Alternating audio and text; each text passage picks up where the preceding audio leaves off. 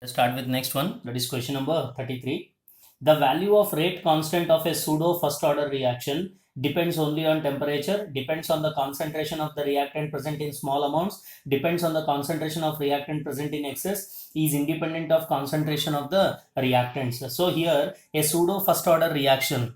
So when we tell that the reaction is pseudo first order, the pseudo first order reaction depends only on the temperature factor, which is given by the option A. Next one, question number 34.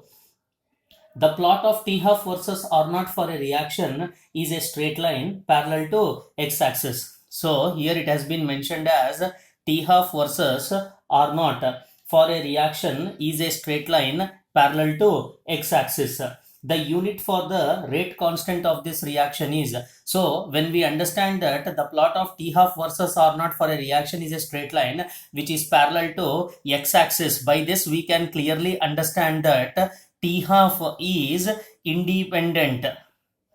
T half is independent of initial concentration R naught. Hence we can clearly understand that the order of a reaction. Hence we can clearly understand that order is first order reaction. When the reaction is of first order, the unit of rate constant for a first order reaction is given by per second or per minute or per hour. So when we go through with the options, per second, or it can be per minute, or it can be per hour. So when we go through with the options, per second has been given, hence the correct option is D, which is given by per second.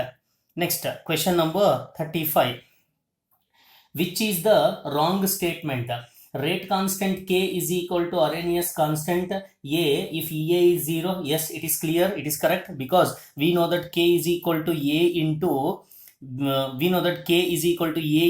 e to the power of minus EA by RT. So if EA is 0 means the entire term will be 0. Therefore K is equal to Arrhenius constant. Hence statement A is true.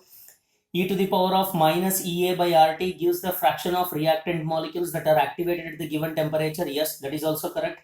Ln K versus 1 by T plot is a straight line. Yes, that is also true. Presence of catalyst will not alter the value of EA. No, option D is the wrong statement, because catalyst, when there is an influence of catalyst will alter, that is EA value, that is energy of activation. But here in the statement it has been given as presence of catalyst will not alter the value of EA. That is the wrong statement, which is given by option D. Last question, that is question number 36. 1 liter of 2 molar acetic acid is mixed with 1 liter of 3 molar alcohol to form an ester. The rate of the reaction with respect to initial rate when each solution is diluted with equal volume of water will be, okay, it has been given as rate is equal to K into concentration of acetic acid with concentration of what? Ethyl alcohol. So the first rate R1 is equal to what? K into initial concentration, what they have given with acid. With acid it has been given as 2 molar, and with ethyl alcohol it has been given as how much?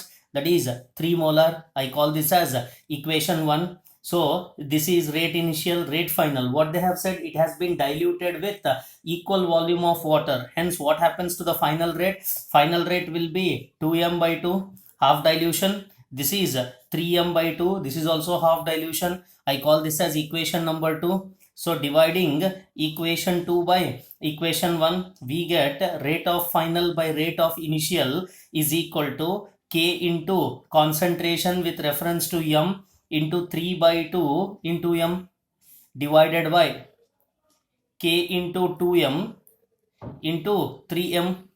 So that when we solve this equation, the initial rate and the final rate, so 2m can be written as km along with this get cancelled, so that when we calculate with this, the rate of final divided by rate of initial turns out to be 0.25. Therefore the rate of a reaction becomes 0.25 times of initial rate. Hence the rate of a reaction becomes 0.25 times of initial rate, which is given by the option A.